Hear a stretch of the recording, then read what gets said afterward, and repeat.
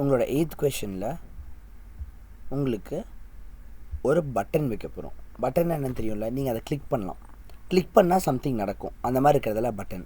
For example இங்கே இது ஒரு பட்டன், இதை கிளிக் பண்ணால் என்ன ஆகும், ரெக்கார்டிங் ஸ்டாப் ஆயிரும்.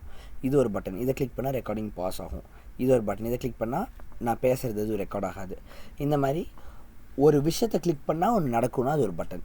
இந்த மாதிரி பட்டன் நம்ம எப்படி உருவாக்குறது அப்படின்னு பார்க்க போகிறோம். இப்போ நாம் எழுதின மாதிரியே தான் இவங்களும் கோட் எழுதி க்ரியேட் பண்ணியிருப்பாங்க. ஸோ அதை நாம் கற்றுக்கிறது சூப்பரில். That's exactly what we are going to do now. இப்போ என்னென்னா ஸ்டாக் பேனல் அப்படியே வச்சுக்கோங்க. ஸ்டாக் பேனலுக்குள்ளே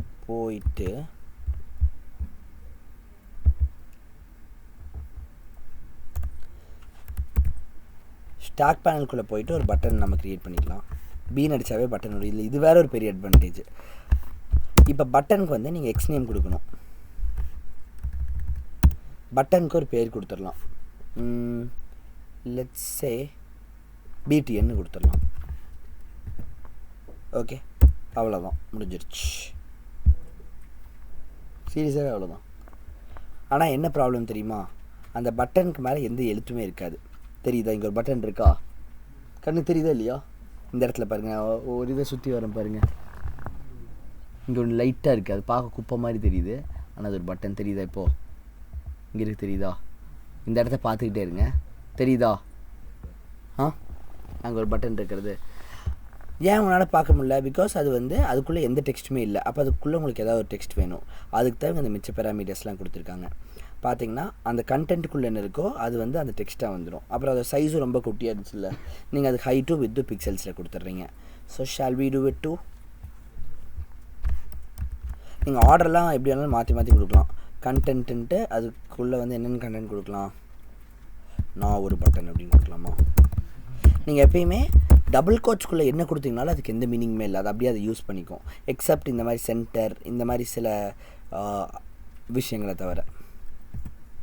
சி ஷார்ப்குள்ளே டபுள் கோட்ஸ்குள்ளே என்ன கொடுத்தீங்கனாலும் அதுக்கு அர்த்தம் இல்லை. எக்ஸ்எம்எல்ல சிலதுக்கு அர்த்தம் இருக்கும், சிலதுக்கு இருக்காது. அது அப்படியே அது யூஸ் பண்ணிக்கும். அதுக்கப்புறம் வித்து ஒரு 100 கொடுப்போம். அப்புறம் ஹைட்டு அது ஒரு 100 கொடுத்துக்குவோம். ஸ்கொயராக வரும், வேணாம் ஒரு 50 கொடுத்துக்கலாம். அப்போ உங்களுக்கு ஒரு மாதிரி ரெக்டாங்குலர் பட்டனாக இருக்கும்.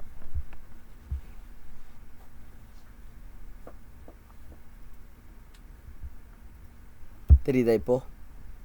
கிளிக் பண்ணால் அந்த அனிமேட் ஆகிறது எல்லாமே வந்துருச்சா? ஆனால் அந்த பட்டன்கிறது ஃபுல்லாக தெரியல, ஏன்னா நம்ம வித்து 100 தான் கொடுத்துருக்கோம். வித்தே கொடுக்காம விட்டால் அதுவே ஆட்டோமேட்டிக்காக ரேப் கண்டென்ட் ஆகிக்கும். உள்ள கண்டென்ட்டோட வித் என்னவோ அதை எடுத்துக்கும்.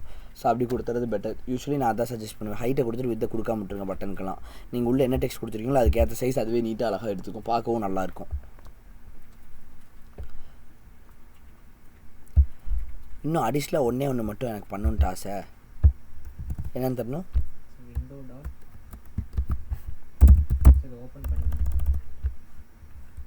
ஓ, இந்த மாதிரியா? விண்டோ டாட்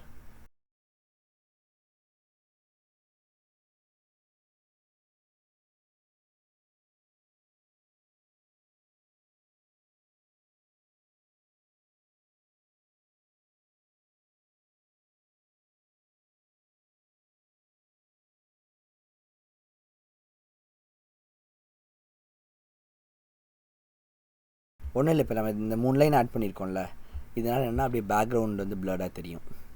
பார்க்க நல்லா இருக்கா?